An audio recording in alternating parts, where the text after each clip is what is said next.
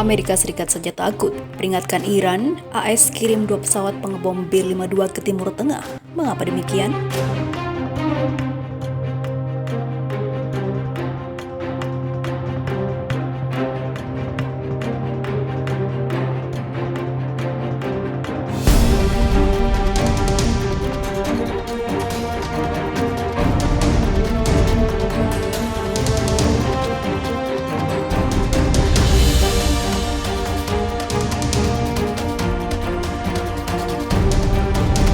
Dua pesawat pengebom milik Amerika Serikat, B-52 Stratofortress, dilaporkan terbang di kawasan Timur Tengah pada Minggu 7 Maret 2021. Melansir New York Post, misi tersebut bertujuan untuk memperingatkan Iran di tengah ketegangan antara Washington dan juga Teheran. Komando Pusat Amerika Serikat mengatakan 2 B-52 tersebut terbang di atas Timur Tengah ditemani beberapa pesawat militer dan beberapa negara termasuk Israel dan Arab Saudi juga Qatar. Penerbangan 2 pesawat yang mampu membawa senjata nuklir itu menandai misi kedua pengerahan pesawat pengebom di bawah pemerintahan Presiden Amerika Serikat Joe Biden. Data pelacakan penerbangan menunjukkan 2 B-52 itu lepas landas dari pangkalan udara Minot di North Dakota sebagaimana dilansir dari Global News. Lokasi lepas landas kedua pesawat pengebom itu tidak disebutkan oleh Komando Pusat Amerika Serikat dalam pernyataannya. Namun, melalui akun Twitternya, Komando Pusat Amerika Serikat mengunggah serangkaian foto yang menunjukkan persiapan lepas landas B-52 di sebuah pangkalan udara. Militer Amerika Serikat tidak secara langsung menyebut Iran dalam pernyataannya. Namun, militer Amerika Serikat menyatakan penerbangan itu dilakukan untuk mencegah agresi dan meyakinkan mitra sekaligus sekutu Amerika Serikat tentang komitmen Washington terhadap keamanan wilayah tersebut. Pengiriman B-52 di Timur Tengah merupakan hal biasa pada bulan-bulan terakhir pemerintahan mantan Presiden Amerika Serikat Donald Trump. Keputusan Trump pada tahun 2018 lalu untuk secara sepihak menarik diri dari kesepakatan nuklir Iran memicu serangkaian insiden yang meningkat di wilayah tersebut. Sementara itu, Joe Biden menyatakan keinginannya untuk membawa Amerika Serikat kembali ke kesepakatan tersebut jika Iran mau membatasi program nuklirnya. Namun, ketegangan tetap tinggi setelah milisi di Irak kemungkinan didukung oleh Iran terus menargetkan kepentingan Amerika Serikat.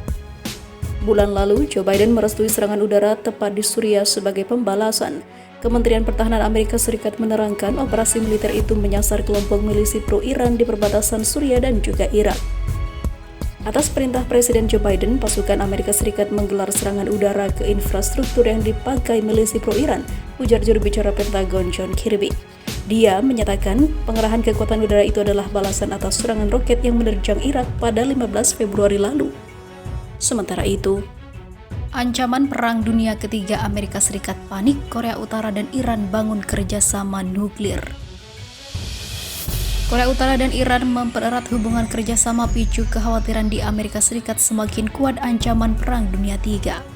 Sebuah laporan yang cukup mengejutkan mencuat mengenai sanksi yang diberikan oleh Komite Keamanan PBB kepada Korea Utara. Laporan itu menyatakan rezim Kim Jong-un dan Teheran bekerja sama untuk mengembangkan rudal balistik jarak jauh. Rudal balistik itu telah menjadi sorotan beberapa orang yang menyatakan peringatan senjata besar milik dua negara bisa menghantam daratan Amerika Serikat.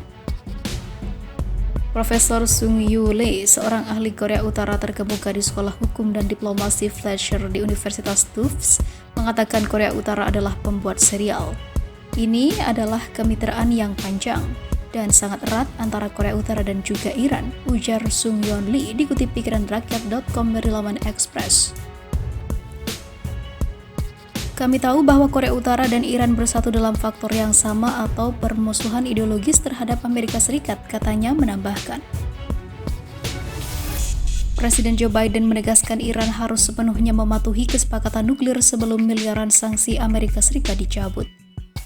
Amerika Serikat tetap berkomitmen untuk memastikan bahwa Iran tidak pernah memperoleh senjata nuklir, kata Menteri Luar Negeri Amerika Serikat Antony Blinken baru-baru ini. Diplomasi adalah jalan terbaik untuk mencapai tujuan itu, turunnya. Benham Bentaleblu, rekan senior dan pakar Iran di Yayasan Pertahanan Demokrasi atau FDD, menambahkan, jika ada tim Biden memiliki kesempatan untuk melakukan multilateralisasi, tekanan Amerika Serikat yang ada pada Pyongyang dan juga Teheran. Menurutnya, Amerika Serikat dapat mendorong kedua negara ke meja perundingan untuk denuklerisasi Korea Utara dan untuk mendapatkan kesepakatan yang lebih besar, lebih luas, dan juga lebih baik dengan Teheran. Kami membutuhkan pemerintahan Biden untuk tetap teguh dan tidak tergoda untuk mengambil kesempatan pertama yang diberikan Korea Utara setelah sebuah provokasi besar, ujar Profesor Lee memperingatkan. Ketika Kim Jong-un keluar dengan senyum berseri-seri dan berkata, "Mari kita bicara, saya akan mengirim saudara perempuan saya ke Washington." Jika Kim Jong-un mengusulkan sesuatu yang dramatis setiap itu ataupun seperti itu, pemerintahan Biden harus mengatakan tidak terima kasih, ucapnya menambahkan.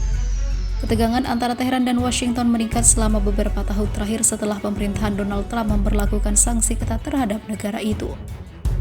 Bulan lalu Iran mengatakan kepada pengawas nuklir PBB bahwa mereka berencana untuk memasang 3 kelompok lagi sentrifugal IR-26 canggih di pabrik pengayaan uranium bawah tanah di Natanz.